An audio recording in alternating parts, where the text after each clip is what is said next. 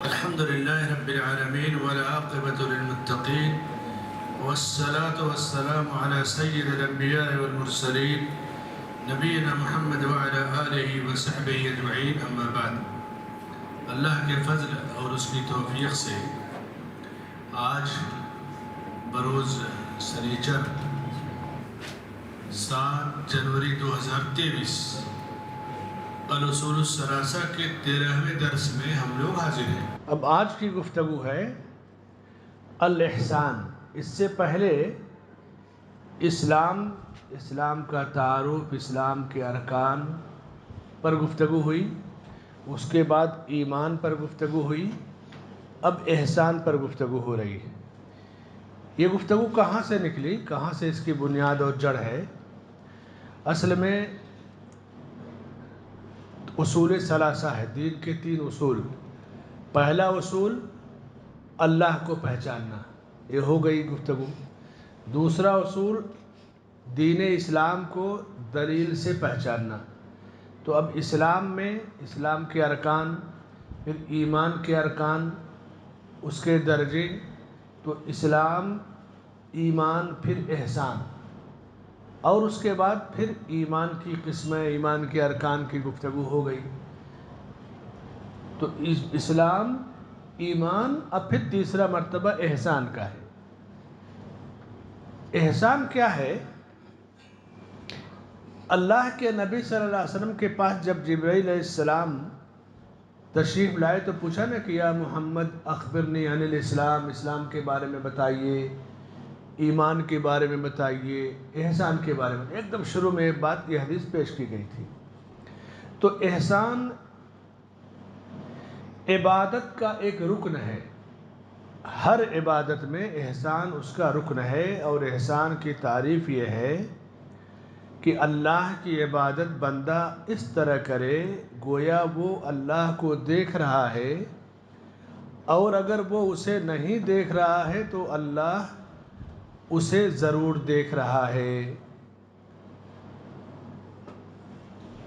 احسان کی دلیل ان اللہ مع الذین اتقوا والذین هم محسنون. احسان کی مختلف قسمیں ہیں. پہلی قسم، بندے اور رب کے درمیان احسان ہونا چاہیے. یعنی بندہ عبادت میں احسان کی اس کے اندر کیفیت ہو. احسان اخلاص نیت اور خشوع کا دوسرا نام ہے. ایسی بات ہے کہ آپ اللہ کو دیکھیں تو کتنی اچھی طرح سے عبادت کریں گے. اللہ کو ہم نہیں دیکھتے، نہیں دیکھ سکتے دنیا میں، لیکن یہ یقین ہے کہ اللہ ہمیں دیکھ رہا ہے. تو اگر یہ یقین جتنا مضبوط ہوگا، عبادت اتنی ہی ہماری مکمل اور اچھی ہوگی. یہی ہے احسان. احسان کی دوسری قسم، احسان بندے کا بندے کے ساتھ احسان. وہ تو آپ جانتے ہیں، جہاں ضرورت ہے احسان کیا جائے. احسان کی تیسری قسم، احسان کوئی کام آپ کو دیا جائے تو اس کام کو اچھی طرح سے ادا کرنا، مکمل کرنا، یہ بھی ایک احسان ہے. جیسے ڈیوٹی مکمل طور سے ادا کرنا. کوئی کاریگر ہے گاڑی بنانے کا، اچھی طرح سے وہ کام کر دے. بندے کا رب کے ساتھ احسان، حدیث جبریل میں اس کی پوری تفصیل گزر چکی ہے، ابھی پھر میں اس کو دہرا دوں گا. احسان جو ہے برائی کی ضد ہے. جیسے ایک ہوتا احسان کرنا، ایک ہوتا برائی کرنا، برا چاہنا. تو کہیں گے نا بھائی کیوں آخر کام خراب کرو، کچھ احسان کرو. احسان کا مطلب کہ بھلائی کرنا، اچھائی کا کام کرنا. اچھائی کی ضد احسان ہے. برائی کو روک لینا یہ بھی احسان ہے. احسان مختلف انداز میں کیا جاتا ہے. مال کے ذریعے احسان کرتا ہے آدمی، اپنے علم کے ذریعے احسان کرتا ہے، اپنے عہدے اور منصب کے ذریعے بھی احسان کرتا ہے، اور جسمانی قوت کے ذریعے بھی احسان کرتا ہے. مال کے ذریعے احسان کیسے کرتا ہے؟ اللہ نے مال دیا، اب اس مال کو اللہ کی راہ میں خرچ کرے، صدقہ کرے، زکوٰۃ ادا کرے، یہ احسان کی ایک قسم ہے۔ یہ احسان اپنے اوپر بھی ہے، بندوں کے اوپر بھی ہے، اور چونکہ صدقہ زکوٰۃ یہ ایک عبادت ہے، اور اس عبادت میں خلوص ہو، ریاکاری نہ ہو، تو یہ احسان کی اصلی شکل و صورت ہے کہ عبادت کی ادائیگی میں سچائی، خلوص ہو، اور احسان کے بغیر انسان زندگی کا لطف نہیں پا سکتا۔ جیسے کچھ لوگ نا اپنے لیے جیتے ہیں، کسی سے کچھ نہیں لینا دینا۔ اللہ کے نبی صلی اللہ علیہ وسلم فرماتے ہیں کہ کسی مومن بندے کی مصیبت میں کام آ جاؤں میں، یہ عمل 1 مہینہ اعتکاف سے بہتر ہے میرے لیے۔ کسی کی مصیبت میں آپ کام آ جائیں، کسی بیمار کی پریشانی، مصیبت کی پریشانی، زندگی میں آپ دیکھیں کہ کتنے لوگ ہیں، چھوٹا ہو یا بڑا، پریشانیاں سب کے ساتھ ہیں، پریشانیوں کی نوعیت الگ الگ ہے۔ بغیر احسان کے اسلام بھی مکمل نہیں ہوگا انسان کا، زندگی بھی اس کی مکمل نہیں ہوگی۔ اور مال کے ذریعے احسان آدمی اپنی بیوی پر خرچ کرے، بچوں پر خرچ کرے، اپنے والدین پر خرچ کرے، آل و اولاد پر خرچ کرے، قریبی رشتہ دار خالہ ہے، پھوپھی ہے، ماموں ہیں، ان پر خرچ کرے۔ یہ بظاہر رشتہ دار تو ہیں ہی یہ، لیکن ان پر خرچ کرنے سے بندے کو دوہرا اجر ملے گا، صلہ رحمی کا بھی ملے گا، احسان کا بھی ملے گا، اور صدقے کا اجر ملے گا۔ یعنی ایسا نہیں کہ وہ صدقہ کر رہا ہے، زکوٰۃ دے رہا ہے۔ اللہ اتنا کریم اور رحیم ہے کہ نیکی اور بھلائی فرضیت ادا کرے گا تو بھی اسے ڈبل اجر ملے گا، ادائیگی کا اور صدقے و خیرات کا بھی اجر اس سے ملے گا، اپنی طرف سے اسے اجر دے گا۔ اہل علم پر خرچ کرنا، امام حسن بصری رحمہ اللہ کہتے تھے اگر علماء نہ ہوتے تو میں تجارت چھوڑ دیتا، اور میں اپنی تجارت کے مال کو اہل علم پر خرچ کرتا ہوں تاکہ علم کا پھیلنا یا پھیلانا نہ رکے۔ احسان کی بہت ساری شکلیں ہیں، مال کے ذریعے احسان کی۔ جہاں آدمی مناسب سمجھے خیر اور بھلائی کے کام میں خرچ کرے مال کو، فریضہ بھی ادا ہوگا، احسان بھی وہ کر رہا ہے۔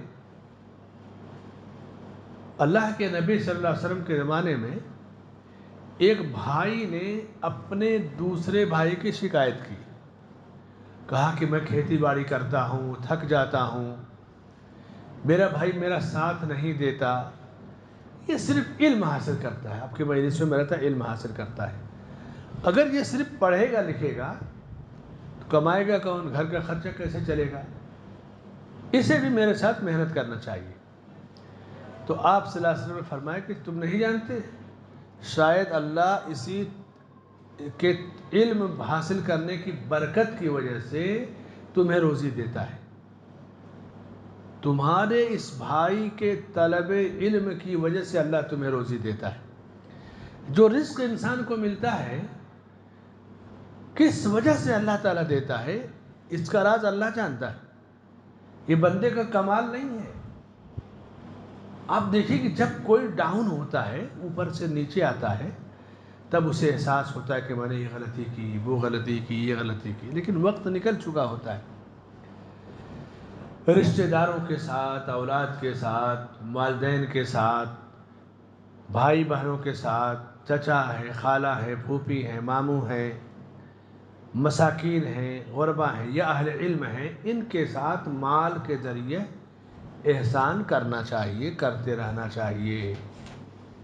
یہ احسان کی سب سے اعلیٰ اور بہترین قسم ہے، انسانوں کے ساتھ احسان، مال کے ذریعے احسان۔ دوسری صورت یہ ہے، آدمی کسی منصب پر ہے، جیسے آپ کسی سرکاری پوسٹ پر ہیں، چاہے بی ایم سی میں ہو، مہاڈا میں ہو، کسی کمپنی میں ہو، کسی ڈپارٹ میں ہو، اب اس میں آپ کا کوئی قریبی آدمی اپلیکیشن دیا ملازمت کے لیے، لمبی لائن ہے، ہندوستان میں تو ایک ملازمت ہے تو ہزاروں درخواستیں جاتی ہیں، اگر وہ واقعی مستحق ہے آپ اس کی سفارش کر دیجئے، یہ بھی احسان ہے۔ اور یہ احسان، بھلائی کے کام میں احسان، اچھی سفارش کرنے کا اجر کیا ہے؟ اللہ نے فرمایا کہ من یشفع شفاعتا حسنہ فلہ اجرہا واجر من عمل بہا، جس نے اچھی سفارش کی کسی کی اور آپ کی سفارش سے کسی جگہ کوئی لگ گیا، تو جب تک وہ نیکی بھلائی اور اچھائی کرے گا یعنی اس کا پورا اجر آپ کو بھی ملے گا۔ آپ کی سفارش سے کسی کا ایڈمیشن ہو گیا، پڑھ لکھ کر کے کسی اونچی جگہ پر پہنچ گیا، تو وہ چیز آپ کو نہیں پتا، لیکن وہ چیز آپ کے حق میں خیر کا باعث ہے۔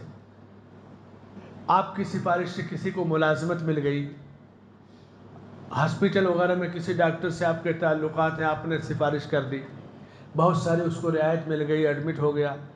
تو ہر آدمی کا پاور، صلاحیت الگ الگ ہوتی ہے۔ اللہ کے نبی صلی اللہ علیہ وسلم فرماتے ہیں کہ تم میں سے کوئی اپنے بھائی کو جب فائدہ پہنچا سکتا ہو تو فائدہ پہنچائے۔ بعض لوگ تنگ دل ہوتے ہیں، ٹائٹ ہو جاتے ہیں، دنیا کا قانون لائیں گے، یہ کبھی یہ ہے وہ ہے، حالانکہ رعایت ہوتی ہے، لیکن وہ زبردستی اپنے آپ کو سیکولر بنیں گے یا اوپر اچھا بننے کے لیے اپنے بھائی کو فائدہ نہیں پہنچائیں گے۔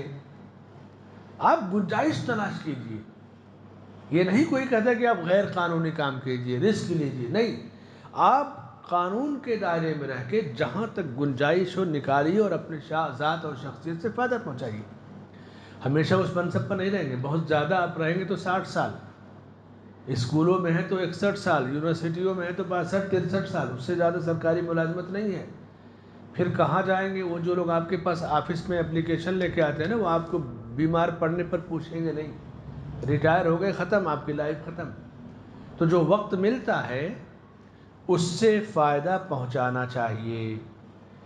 ایک ہے فائدہ پہنچانا، دوسرے کسی کو کوئی نقصان پہنچنے والا ہے، آپ اس نقصان کو روک سکتے ہیں۔ کسی کا مکان ٹوٹنے والا ہے، کسی کا ایڈمیشن کینسل ہونے والا ہے، کسی کی ڈگری کینسل ہونے والی، بڑے بڑے حادثات ہوتے ہیں۔ تو احسان یعنی عہدے اور منصب سے کسی کے ساتھ احسان کی ایک شکل یہ ہے، مال کے ساتھ احسان، مال کے ذریعے احسان، عہدے اور منصب کے ذریعے بھی آپ اپنے بھائی کے ساتھ احسان کر سکتے ہیں۔ احسان کی تیسری جو شکل ہے، علم کے ذریعے احسان پھیلانا، احسان کرنا۔ وہ کیسے؟ اللہ کے بندوں میں آپ علم کو پھیلائیے۔ علم پھیلانا اس سے بڑا احسان کوئی نہیں ہے دنیا میں۔ بعض علماء نے لکھا کہ اگر معلم نہ ہوتا، سکھانے والے نہ ہوتے تو انسان اور جانور میں فرق نہیں ہوتا۔ علم کی اتنی اہمیت ہے۔ ایسا نہیں ضروری کہ آپ کلاس میں ہی بیٹھ کر کے پڑھائیں، آپ کے پاس علم ہے، صلاحیت ہے، چلتے پھرتے آپ لوگوں کو سکھا سکتے ہیں جہاں جیسے ضرورت پڑے گی۔ چائے کی مجلس ہے، کھانے کی مجلس ہے۔ اچھا ایک اور چیز جان لیں، ہمارے عوام میں ایک بڑی غلط چیز مشہور ہے کہ کھانے کے درمیان سلام کا جواب نہیں دینا چاہیے۔ سنا ہے کہ نہیں آپ لوگوں نے؟ نہیں، کھانے کے درمیان سلام کا جواب بھی دیں گے، اور کھانے کے درمیان تو علم کی نشر و اشاعت بھی ثابت ہے۔ شیخ علامہ ابن عثیمین رحمۃ اللہ علیہ فرماتے ہیں کہ کھانے کے درمیان دعوت و تبلیغ بھی ثابت ہے۔ دلیل کیا دیا انہوں نے؟ بڑی پیاری دلیل ہے۔ اللہ کے نبی صلی اللہ علیہ وسلم کھانا کھا رہے تھے، ایک بچہ آیا دوڑا دوڑا اور کھانے میں جلدی جلدی بائیں ہاتھ سے کھانے لگا۔ آپ نے روکا، کہا کہ بسم اللہ کرو، دائیں ہاتھ سے کھاؤ اور اپنے سامنے سے کھاؤ۔ 3 باتیں بتائی، یا غلام سم اللہ وکل بیمینک وکل مما یلیک۔ اب کھانے کے بیچ ہی تو اتنی بڑی قیمتی بات آپ نے بتائی، یعنی کھانے کے آداب جب کھانے پر بتائیں گے تو اس کا فائدہ زیادہ ہوگا۔ جس چیز کا موقع محل ہے اس چیز کی مناسبت سے جب کوئی بات کہی جائے گی تو اس کا فائدہ زیادہ ہوگا۔ رمضان کے مسائل کو اگر حج میں بیان کیا جائے گا، فائدہ اٹھائے گا آدمی؟ حج کرنے جائیں اور وہاں آپ جا کر کے رمضان کے مسائل بتائیں، فائدہ ہوگا؟ بہت دیر میں فائدہ ہوگا۔ تو جو جس چیز کا موقع اور محل ہے، کھانے کی مجلسوں پہ گفتگو کرنا، سلام کا جواب دینا، نصیحت کرنا اور دعوت کا کام مناسب انداز میں کرنا، یہ تو 100% گنجائش ہے۔ اہل علم کی مجلسیں ہوتی تھیں، آج بھی ہوتی ہیں، تو لوگ تمنا کرتے ہیں کہ ہم فلاں شیخ کے دسترخوان پہ بیٹھیں۔ جیسے عرب میں آج بھی ایک بڑے تھال میں کھانا ہوگا تو 7-8 آدمی بیٹھتے ہیں، تو علماء جس میں بیٹھیں گے لوگ تمنا کریں گے کہ ہمیں وہاں جگہ مل جائے، ضرور 2-4 مسائل اس میں پوچھے جاتے ہیں، بیان کیے جاتے ہیں۔ جب مولانا سیف الرحمن مبارک پوری رحمۃ اللہ علیہ باحیات تھے، ڈاکٹر لقمان سلفی رحمۃ اللہ باحیات تھے، ہمارے بڑے علماء شیخ وصول اللہ عباس صاحب اللہ ان کو عافیت دے، صحت دے، موجود ہیں، تو کبھی جب بیٹھک ہوتی ہے کھانے کی، تو آج بھی ہم لوگ دیکھتے ہیں کہ یہ ہمارے علماء ہیں اور تھے، ان کے جب پلیٹ میں بیٹھیں گے تو بغیر چند باتیں لیے آپ نہیں اٹھیں گے، بہت ساری قیمتی باتیں بتائیں گے۔ اچھا، ایک اور کھانے کے بیچ یعنی علم کی اشاعت، اس کی ایک مثال لیجئے، بہت کم لوگ اس سچائی کو جانتے ہیں۔ 1990 میں عراق میں جب کویت پر حملہ کیا عراق نے، تو اس وقت صورتحال یہ تھی کہ پوری دنیا میں آگ لگی ہوئی تھی، کب کیا ہو جائے۔ عرب کا، سعودی عرب کا اور ہر چھوٹے ملک کا بڑے 5 جو سپر پاور ملک ہے نا، ان سے معاہدہ ہے، جیسے ہندوستان کا پہلے روس سے تھا، پاکستان کا امریکہ سے، کسی کا چائنا سے، فرانس سے، یہ جو 5 ویٹو پاور والے یا سپر پاور ہیں، ان سے یہ مضبوط ہے، یہ مدد کے لیے آئیں گے۔ کسی کا برطانیہ سے ہے، سعودیہ کا، امریکہ سے معاہدہ تھا۔ اس کے بغیر ملک آپ نہیں چلا سکتے، آپ کتنے بھی مخلص رہیں، صرف کتاب پڑھنے سے ملک نہیں چلتا ہے۔ ملک چلانے والے ملک کی سیاست کو زیادہ جانتے ہیں۔ ہر چھوٹی طاقت بڑی طاقت سے معاہدہ کرتی ہے۔ چھوٹا سا بھی کاروبار کریں گے، کسی نہ کسی بینک سے آپ کو جڑنا ہے، جبکہ وہ مجبوری بھی ہے۔ تو امریکہ سے معاہدہ تھا، فوجیں آئی تو بڑا ایک ہنگامہ ہوا، خاص طور سے جو حزبی ہیں، اخوانی ٹائپ، جو مردودی ٹائپ ہے، جماعت اسلامی ٹائپ، حسن البنا سید قطب والا جو طبقہ ہے، شیعوں کا طبقہ ہے، روافظ کا، یہ ہمیشہ ڈبل چہرے ہوتے ہیں، کیمرے کے سامنے الگ اور اصل زندگی الگ ہوتی ہے۔ تو بڑا ہنگامہ ہوا کہ امریکہ اب قبضہ کر لے گا، واپس نہیں جائے گا۔ اب جانتے ہیں وہ فوجیں واپس تو چلی گئیں، ان میں سے کچھ فوجیں قطر میں ہیں، اس پر کوئی آواز نہیں اٹھے گی، سعودیہ میں نہ رہے، بس یہ تکلیف ہے۔ تو 25,000 فوجیں جاتے جاتے اسلام قبول کیا انہوں نے۔ اس کے بعد 25,000 تو میں نے 10 نہیں 20-22 سال پہلے اس پر آرٹیکل لکھا تھا، دلی کے میگزین میں چھپا تھا۔ ابھی کچھ دنوں پہلے تک کی رپورٹ ہے کہ 40,000 امریکی فوجیوں نے اسلام قبول کیا۔ کیسے آخر یہ کیسے ہوا؟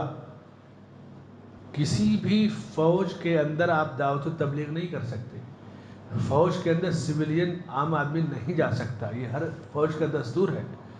ہندوستان سے جو فوجیں سمندری راستے سے جاتی تھیں اور ابھی بھی جاتی ہیں، پاکستان کی فوجیں ہندوستان کی، جدہ کے ساحل پہ جبیل دمام کے، تو ہم لوگ جب وہاں دعوت سینٹر سے تھے تو ان فوجیوں سے کبھی کبھی ملاقات ہوتی تھی، لیکن وہ ملاقات چائے کے طور پہ، گفٹ کے طور پہ، خیر سگالی کے طور پہ، لیکچر نہیں آپ دے سکتے۔ ان فوجیوں کی دعوت دی جاتی تھی کھانے پہ، آپ آئیے ہمارا کھانا دیکھیے، دسترخوان دیکھیے، کھائیے، اور کھانے کی دعوت پر ان فوجیوں ہی کی زبان میں گفتگو کرنے والے اچھے علماء ہائر کیے جاتے۔ عرب میں ایسے ایسے علماء ہیں جو انگریزی ایسی بولتے ہیں کہ لوگ دنگ رہ جائیں گے سن کر کے، ایک سے ایک ماہرین انگریزی کے۔ حرم کے بعد ائمہ فزکس، کیمیا، سائنس، انگریزی کے اتنے ماہر ہیں کہ اب دنگ رہ جائیں گے کہ یہ حرم کے ہمارے ائمہ ہیں۔ صلاحیت اور علم کی انتہا ہے ان کے پاس، سارے علوم سیکھ کے رکھے۔ تو ان فوجیوں کو دسترخوان پہ دعوت دی جاتی، خوبیاں بتائی جاتی، کھانے پہ گفتگو ہوتی۔ اب جب بھی رہے ہوں 2 4 10 سال 15 سال، دھیرے دھیرے دھیرے دھیرے 25,000 فوج، 3 لاکھ فوجیں آئی تھیں، 25,000 فوجی اسلام قبول کر کے گئے واپس۔ دنیا یہ ڈر رہی تھی کہ یہ واپس نہیں جائیں گے، امریکہ ڈر رہا تھا سب رک گئے تو کہیں سب نہ مسلمان ہو جائیں، تب کیا ہوگا؟ ہم ہمیشہ ایک تصویر کا ایک رخ دیکھتے ہیں۔ ہمارے پاس دعوت اتنا بڑا ہتھیار ہے، اتنا بڑا ہتھیار ہے کہ ہم اس سے دنیا کو فتح کر سکتے ہیں، لیکن ہم اس ہتھیار کو استعمال نہیں کرتے۔ علم ہی کے ذریعے دعوت دی جاتی ہے، اور احسان کا بے پیارا اور بہترین ذریعہ یہ علم ہے۔ تو احسان کی جو پہلی صورت مال کے ذریعے احسان، دوسری صورت عہدے منصب کے ذریعے احسان، کرسی کے ذریعے احسان، تیسری صورت علم کے ذریعے احسان کرنا، اللہ کے بندوں پر علم کے ذریعے، چائے کی مجلس میں، قہوے کی مجلس میں، جہاں موقع ملے بندہ بندوں کے ساتھ احسان کرے۔ چوتھی صورت احسان کی،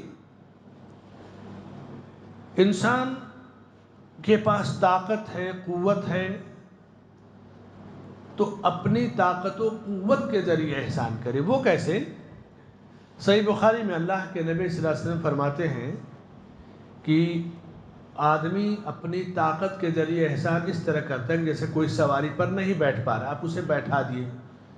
ٹرین پر چڑھنے والے سب لوگ طاقتور نہیں ہوتے، سواری پر چڑھنے والے اونٹ ہے، گھوڑے ہیں، خچر ہے، سواری پر سے اتارنا، سامان چڑھانا، سامان اتارنا، یہ بھی احسان کی ایک شکل ہے۔ ایک مسلمان کی زندگی احسان سے جڑی ہوئی ہے، احسان اس کے دین کا ایک حصہ ہے۔ خود غرضی، مفاد پرستی جیسے یورپ امریکہ وغیرہ کی جو صورتحال ہے نا، یہ ہماری زندگی نہیں ہے۔ یہ بڑی بدنصیبی ہے کہ ایک بار آدمی لندن چلا گیا، واپس آئے گا کہے گا کہ میں نے لندن میں اسلام دیکھا، مسلمان نہیں دیکھی اسلام دیکھا، اور کہے گا مسلم ملکوں میں مسلمان دیکھے اسلام نہیں دیکھا۔ یہ سب جہالت ہے۔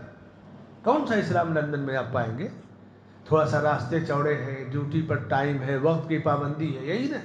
لندن میں جتنے بغیر اولاد کے، بغیر باپ اور ماں کی اولاد ہے، بغیر ان کا کوئی نسب نہیں ہے، جس کو کہتے ہیں حرامی اولاد، لندن میں جتنی بڑی تعداد ہے، وہاں کے اولڈ ایج ہوم میں جتنی بڑی تعداد بوڑھے ماں باپ کی ہے، ان کا کوئی پوچھنے والا نہیں۔ ایڈز کی جتنی بیماریاں ہیں، کوئی پوچھنے والا نہیں۔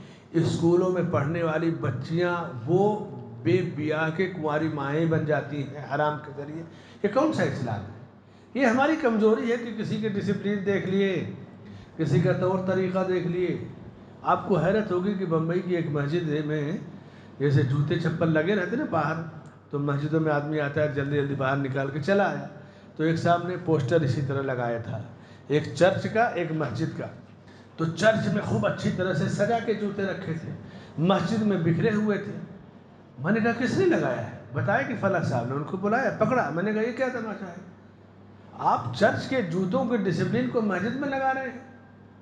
یہ مسجد کے مصلیوں کے جوتوں کے نوک یا جو دھول اڑتی ہے نا، چرچ کی پوری ڈسپلن اس کے برابر بھی نہیں۔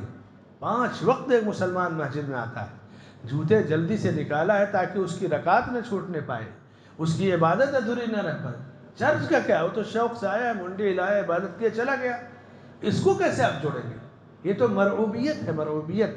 آپ کے پاس جو کمی ہے اس کو سکھا دیجیے، بھائی ٹھیک ہے کسی کے جوتے کے اوپر نہ رکھو، نکلو تو اپنا خیال رکھو، یہ کمی کو سدھارا جائے گا۔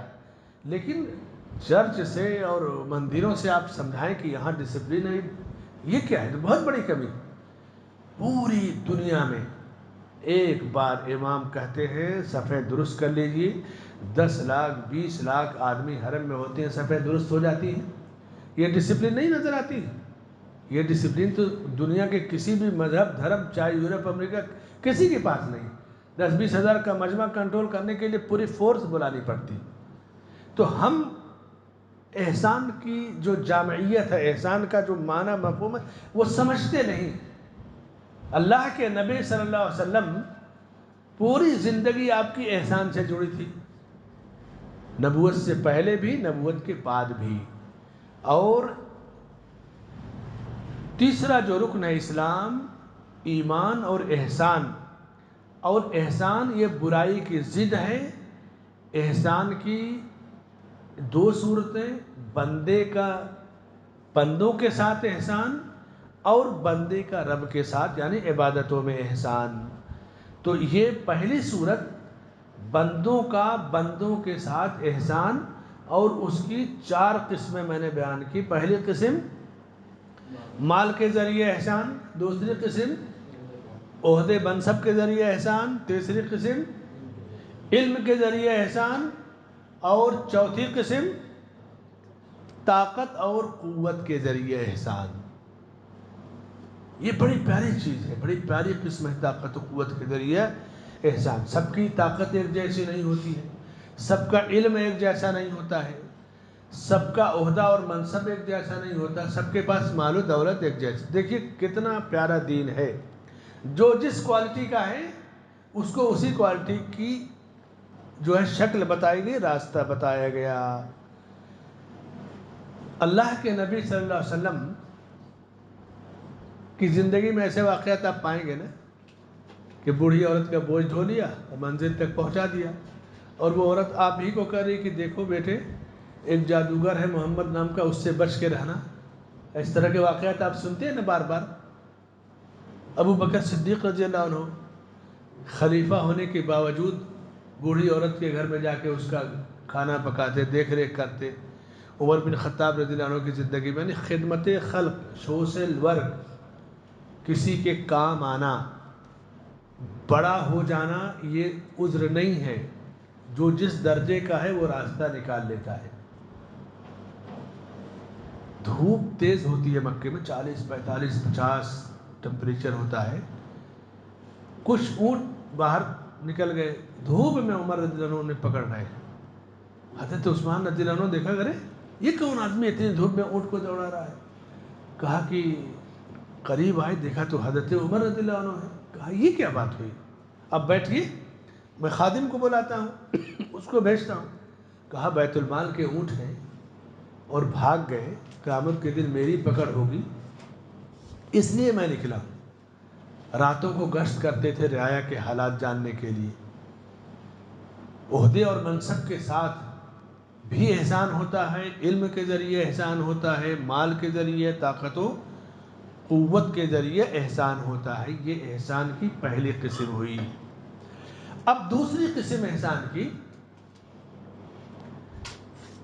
اللہ کی عبادت میں احسان۔ وہ کیا ہے؟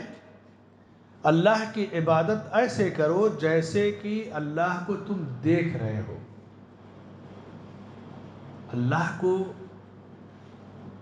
دیکھ کر کے کوئی عبادت کرے گا۔ اب تصور کیجیے اللہ کو ہم نہیں دیکھے، نہ دیکھا دنیا میں نہ کوئی دیکھ پائے گا، کوئی بڑی شخصیت آپ کے سامنے ہو جاتی ہے تو اس وقت بھی آپ کتنے جو ہے اہتمام کے ساتھ بیٹھتے ہیں، احترام کے ساتھ۔ اچھا ٹھیک ہے اللہ کو آپ نہیں دیکھ رہے ہیں، کم از کم یہ تصور کہ اللہ ہمیں دیکھ رہا ہے، یہ بات تو ہونی چاہیے نا۔ تو احسان کی یہ سب سے جو ہے دوسری شکل یہ ہے کہ بندہ اللہ کی عبادت اس طرح کرے گویا وہ اللہ کو دیکھ رہا ہے، اور اگر وہ اللہ کو نہیں دیکھ رہا ہے تو اللہ اسے ضرور دیکھ رہا ہے۔ آپ ذرا عبادت کا لطف آپ کو لینا ہے تو یہ کیفیت آپ کی آ جائے دماغ میں کہ اللہ آپ کو دیکھ رہا ہے۔ خشوع اور خضوع عبادت میں ایک چیز ہوتی ہے نا، قد افلح المؤمنون الذین هم فی صلاتهم خاشعون۔ وہ مومن کامیاب ہو گئے جو اپنی نمازوں میں خشوع اختیار کرتے ہیں۔ بندے کے اندر خشوع کب پیدا ہوتا ہے؟ خشوع کا لطف بندہ اس وقت تک پا ہی نہیں سکتا جب تک وہ اپنے رب سے ملنے کی تمنا نہ کرے۔ رب سے ملنے کی تمنا کے بغیر خشوع کا لفظ نہیں۔ خشوع مارکیٹ کی چیز نہیں ہے کہ ہم ہائر کر لیجیے لے لیں گے۔ تفسیریں اٹھائیے خشوع کی، اردو میں ایک تفسیر بہت زیادہ پھیلی نہیں، ذرا اردو بھی ہارڈ ہے اور مکمل بھی نہیں ہوئی، لیکن بہت جامع اور پیاری تفسیر ہے، انشاءاللہ آئے گی آگے منظر عام پر، یعنی عام لوگوں کے ہاتھوں میں بھی پھیلے گی۔ ترجمان القرآن ایک تفسیر ہے، اس کے مصنف مولانا ابوالکلام آزاد رحمۃ اللہ علیہ ہیں۔ اب قد افلح المؤمنون الذین هم فی صلاتهم خاشعون میں خشوع کی تفسیر میں جب جائیں گے نا تو انہوں نے لکھا ہے کہ خشوع کو چند جملوں میں بیان کرنا یا جملوں سے سمجھانا تو بہت آسان نہیں، ایک مشکل کام ہے۔ مثال سے سمجھایا انہوں نے، کہا کہ آدمی کسی عمارت کے اندر ہے، جیسے آپ اس عمارت میں ہیں، آپ کو خبر کر دیا جائے کہ 5 منٹ میں 10 منٹ میں یہ عمارت زمین پہ گر جائے گی، آپ باہر نہیں نکل سکتے، یہ عمارت ڈھہ جائے گی، اب آپ کی جان نہیں بچے گی۔ آپ تصور کیجئے، یا اس کو یوں سمجھیں کہ آج کے دور میں فلائٹ کے آپ سفر کر رہے ہیں، موسم خراب ہے، انجن فیل ہو گیا یا جو بھی شکل ہے، کیپٹن اعلان کر دے کہ 10 15 20 منٹ کے بعد یہ جہاز گر جائے گا، کوئی بچے گا نہیں۔ آپ میں سے اکثر نے سفر کیا ہوگا۔ اب آپ اس وقت کو تصور کیجئے کہ جب آپ کو یقینی طور سے بتا دیا جائے کہ جہاز گر جائے گا، اب ختم، یا عمارت گر جائے گی، اب بھاگ نہیں سکتے، اب آپ کی موت آپ کے سامنے ہے۔ اب اس وقت جو زندگی کا آخری 2-4 منٹ آپ کو ملا ہے، دل کی کس گہرائی سے اپنے رب کو یاد کریں گے، کتنے خلوص سے اپنے رب کی بندگی کریں گے، جو کچھ مانگیں گے، کہیں گے، بولیں گے، توبہ کریں گے، دل میں کتنی گہرائی پائی جائے گی، کیونکہ اب آپ کے پاس کچھ ہے نہیں، جانے والے ہیں۔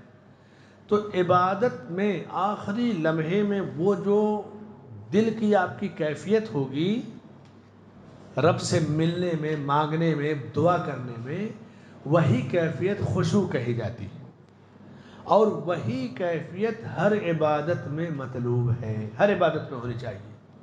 سمجھ گئے نا خشوع کو؟ اسی لیے بات حدیثوں میں کہ نماز میں آدمی اپنی موت کو کثرت سے یاد کرے، کیونکہ موت کو یاد کریں گے تو آپ کی توجہ ادھر ادھر نہیں جائے گی، دھیان نہیں بھٹکے گا۔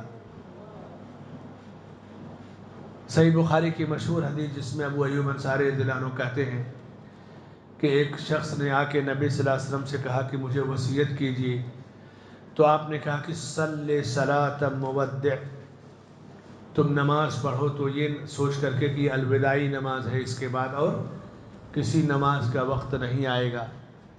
ہر آدمی جانتا ہے کہ زندگی کی کوئی نہ کوئی نماز آخری نماز ہے، لیکن یہ کوئی نہیں جانتا کہ کون سی نماز آخری نماز ہے۔ تو عبادت میں احسان یہی ہے کہ بندہ اللہ کی عبادت اس طرح کرے گویا وہ اللہ کو دیکھ رہا ہے، اور اگر وہ اللہ کو نہیں دیکھ رہا ہے تو اللہ اسے ضرور دیکھ رہا ہے۔ یہ احسان کی شکل ہے، اور اس کی مزید تفصیل اب تھوڑا سا انٹرول ہو جائے، آپ لوگ فریش ہو جائیے، پھر احسان پہ گفتگو چائے کے وقفے کے بعد ہوتی ہے انشاءاللہ۔